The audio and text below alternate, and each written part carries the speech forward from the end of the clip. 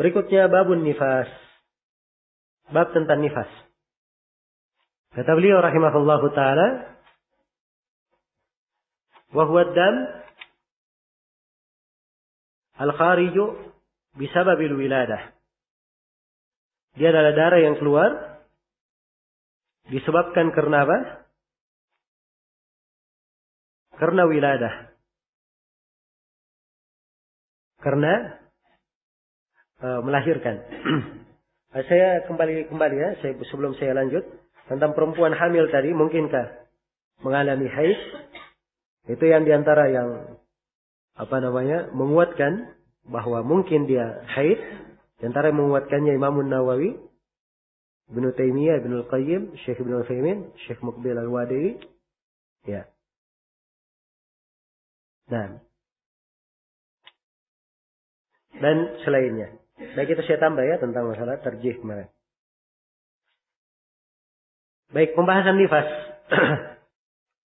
Di sini ada 6 pokok pembahasan.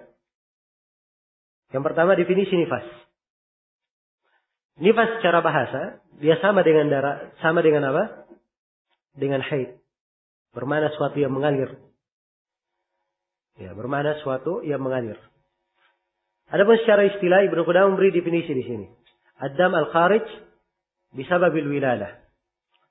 Ada darah yang keluar disebabkan karena melahirkan. Iya, dan definisi Ibnu Qudamah di sini dibangun di atas pendapat beliau. Ya, kalau darah yang keluar karena sebab melahirkan, jadi keluar sehari 2 hari disebabkan karena melahirkan, maka itu dihitung darah nifas. Nah ini pendapat Ibnu Qudamah kalau memang dihitung, kalau darah itu keluar disertai dengan tanda-tanda apa? Tanda-tanda akan melahirkan, seperti perutnya sakit, ya sudah diiringi dengan apa? Pembukaan. Nah ini maka sudah terhitung apa? Bisa dihitung sebagai nifas. Tapi kalau keluar darah saja belum disertai dengan hal tersebut, iya, maka ini tidak dihitung sebagai darah apa? Darah nifas. Dihitung sebagai darah rusak. Dihitung sebagai darah rusak. Baik. Nah, ini penting ya untuk dipahami karena ini menentukan dia tetap sholat atau tidak. Dia tetap sholat atau tidak. Sebagian ulama ada yang berpendapat malah, ya, seperti di Syekh Ibnu Utsaimin, beliau katakan dalam definisinya bahwa nifas itu damun yakhruju minal mar'a indal wilada au ma'aha. Adalah darah yang keluar bersama perempuan ketika melahirkan atau bersama dengan melahirkan. Jadi sebelumnya beliau tidak anggap. Sebelumnya tidak dianggap. Iya. Baik, hanya saja di dalam pembahasan ini yang lebih detailnya, memang yang disebut oleh Ibnu Qudamah di sini detail ya. Darah yang keluar disebabkan karena apa? Karena melahirkan. Darah yang keluar disebabkan karena melahirkan. Apa hukum nifas itu? Kata beliau, wa hukmuhu hukmul haid fima yuhallu wa yuhramu wa yajibu wa yusqatu. Ya. Atau hukmuhu, kata beliau, hukmuhu hukmul haid fima yahillu wa yahrumu wa yajibu wa yasqutu. Ya. Hukumnya adalah hukum haid, padahal apa yang dihalalkan untuk haid itu dihalalkan juga untuk nifas. Apa yang diharamkan itu diharamkan juga di nifas. Apa yang diwajibkan di haid itu juga diwajibkan di mana? Di nifas. Apa yang digugurkan di haid digugurkan juga di mana? Di nifas. Ya, secara umum hukum darah nifas sama dengan darah apa? Darah haid, kecuali dalam beberapa hukum. Ini akan disebutkan di sini oleh siapa? Ibnu Qudamah rahimahullah salah satunya. Ya, secara umum sama hukum darah haid dan darah nifas sama kecuali pada 3 perkara. Kecuali pada 3 apa? 3 perkara.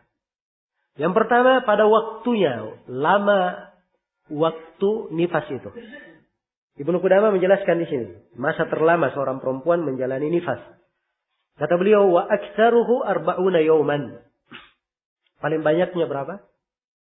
40 hari. Dan ini berdasarkan hadits Ummu Salamah Beliau berkata, "Kanatin nufasa tajlisu ala ahdi Rasulillah sallallahu alaihi wasallam 40 yawman." Adalah para perempuan yang nifas di masa Nabi sallallahu alaihi wasallam, mereka menjalani masa nifasnya 40 hari. Dan hadits Ummu Salamah ini hadits yang hasan dari seluruh jalan-jalannya. Iya. Dan ini dasar di pembahasan nifas. Jadi perempuan yang nifas batasan paling banyaknya berapa? 40 hari. Ini kaidah mengukur ya. Jadi kalau misalnya darah keluar di hari ke-41, dihitung darah apa? Darah apa dihitungnya? Darah haid? Istihadah? Atau darah rusak? Atau darah perawan? Ya. Tidak mungkin darah perawan ya. Baik. Ya. Darah apa dihitungnya? Apa? Sekarang darah keluar di hari ke-41. Darah apa namanya? Nifas sudah bukan ya? Saya kasih 3 pilihan. Darah haid, istihadah, darah rusak. Kalau haid bukan. Ya, sebab nifas sama dengan apa? Haid. Istihadah? Darah rusak? Yang menjawab istihadah salah. Yang menjawab darah rusak juga salah. Ya. Yang benarnya dilihat warna darahnya apa. Ya. Kalau warna darahnya merah, dihitung darah apa? Istihadah. Kalau warna hitam, dihitung darah rusak. Ya. Jelas ya? Nah. Baik. Kemudian berikutnya, masa terpendek seorang perempuan dalam menjalani nifas. Nah, sebelum saya lanjut, ini perbedaan yang pertama ya dalam masanya. Jadi kalau masa perbedaan antara haid dan nifas, ya kalau nifas itu paling banyaknya berapa? 40 malam.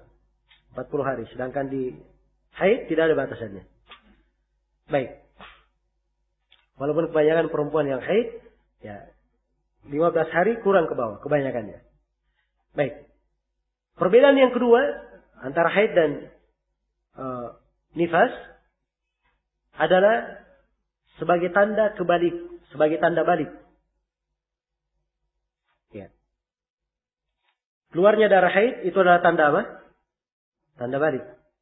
Tapi seorang perempuan yang melahirkan belum tentu itu tanda apa? Tanda balik. Karena ada perempuan dia belum haid tapi apa? Bisa hamil. Nah, bisa hamil. Baik, dia hamil sebelum haid itu. Iya, mungkin dia sudah masuk di masa subur, bisa produksi, tapi belum sempat sempat haid kemudian menikah. Nah, baik. Jadi di sini dia tidak menjadi tanda apa? Tanda balik. Kemudian perbedaan yang ketiga dalam masalah hitungan iddah. Iya. Karena haid itu dianggap sebagai apa? Hitungan iddah. Sedangkan kehamilan bukan hitungan iddah. Yang menjadi hitungan iddah kalau melahirkan. Itu hitungan apa? Iddahnya, melahirkan. Bukan berhentinya darah nifasnya. Tapi begitu melahirkannya, lepas iddah untuk perempuan yang apa?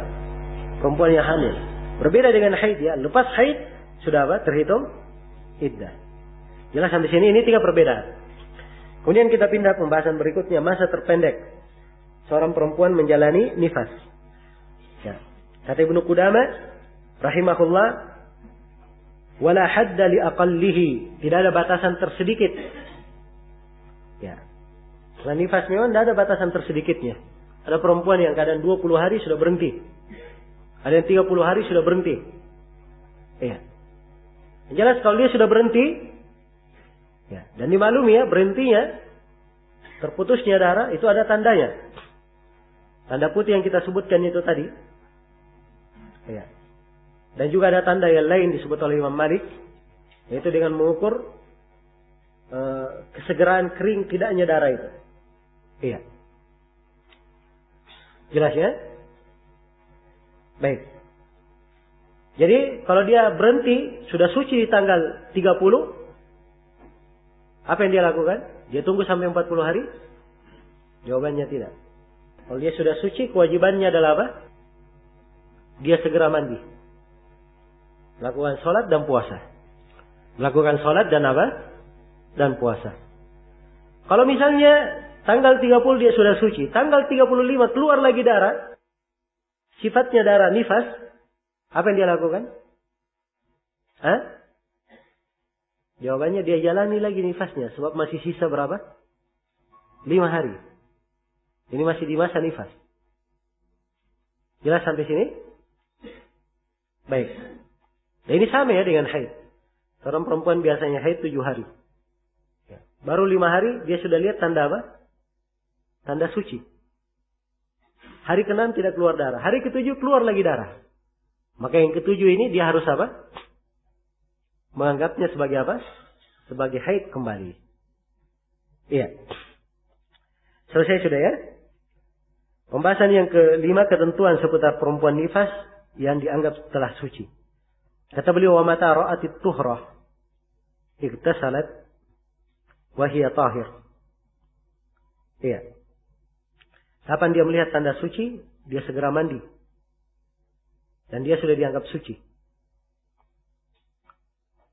Nah, at-tuhra ini tanda suci. Ya.